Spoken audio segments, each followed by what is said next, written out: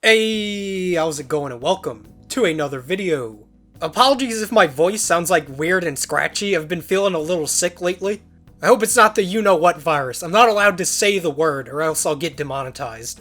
So I guess I wanted to give sort of a brief, update slash vent about Persona 5 Royal. But before I get into it, I want to say that this is not a don't get Persona 5 Royal kind of video. This is really not meant to be a, here are reasons to not get it kind of video. I'd imagine many of you have already, if you were interested in it, you have already gotten it. So I'm not trying to, dissuade people from getting it. And, in the grand scheme of things, I guess, my problems have less to do with almost really anything in Persona 5 Royal, and more just a lot of, I don't know, external factors surrounding it. But I guess just kind of the biggest overarching reason is really just the fact that I'm quite kind of tired of the Persona 5 RPG. And that honestly has a lot less to do with the game itself and more just kind of, I don't know, the culture and discourse surrounding it. Persona 5 as a game, and I guess just as a series, is something that I've seen non-stop basically ever since the first reveal trailer for it, you know, the one with the chairs way back in the day. And although there's obviously been moments of levity, I really do feel as if ever since from that moment, it's never really left my conscience. It was always either, oh man, new trailer's coming out, oh look at this character, look at that, look how pretty it is, da da da. And then the game came out, and then it was months and months of people talking about the game. And then there's all the spin-offs, you know, the dancing games, and there's the anime, and Persona Q2, and whatever else. Joker's in Smash, it's just it was just a constant, I think part of the problem is that Persona 5 was never given a chance to just rest. Normally what will happen is a game will come out, and people will talk about it and decide kind of the overall pros and cons of it, and then it'll kind of fade back into the back of people's minds. But with Persona 5, I feel like that never happened. It really wasn't one of those games where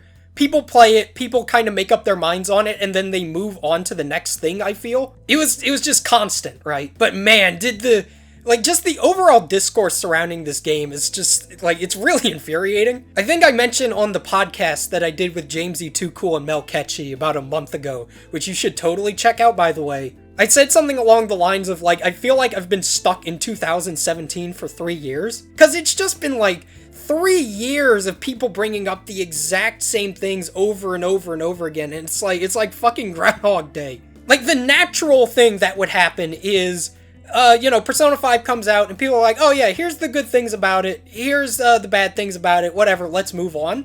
But I feel like that never stopped. And over time, people stopped talking about the good, and just, I would run into these situations where people would just be talking about Persona, just from some random, whatever topic of conversation. I don't know, Haru is hot. And I could kind of feel the particles in the air moving towards, that guy is gonna show up, and he's gonna give us his essay on why, I don't know, the Morgana thing where he gets mad at Ryuji is bad.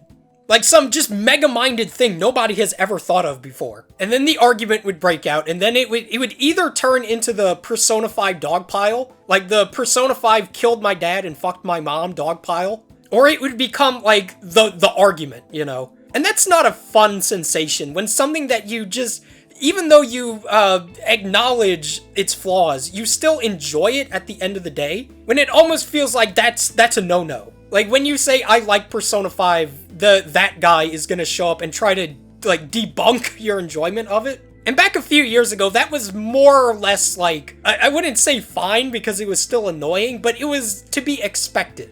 But then it turned into 2018, and people were still going at it. And 2019, and people were still going at it. And 2020, and people are still going at it. And it just left me feeling, nervous whenever the P word was mentioned, which is Persona. Now, I basically have stopped using Twitter. I haven't logged into Twitter in roughly a month at this point. Mostly because Twitter is just a complete hellhole.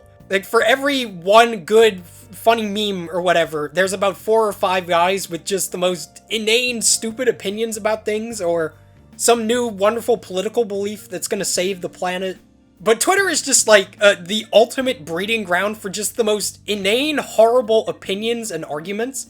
And it felt like everything having to do with Persona or Atlas in general, it was a new catastrophe. Like, the greatest plight of our generation, it felt like every month, was the new weird thing that Atlas decided they were gonna do. And it just became exhausting.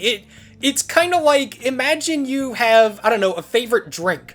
And every time you have one, there's like this random dude who's gonna show up and tell you, man, that drink is so bad. And that happens for 3 years. Eventually, you would reach a point where you're just like, I guess I'm just not gonna order it anymore. And I feel like that's kind of the perfect way to loop it back around is, I don't feel like ordering the drink that is Persona 5 Royal. Because even though there are things that I was really looking forward to seeing, like, oh man, what are they gonna do with crazy-ass Goro? What's Jose all about? As the months went on, I found myself more and more just not interested. You know, I feel like I'm at the point where if one guy comes up to me and tells me, Persona 5 Royal is amazing, so much about it is great, it's wonderful, you gotta play it, I would be like, yeah, okay.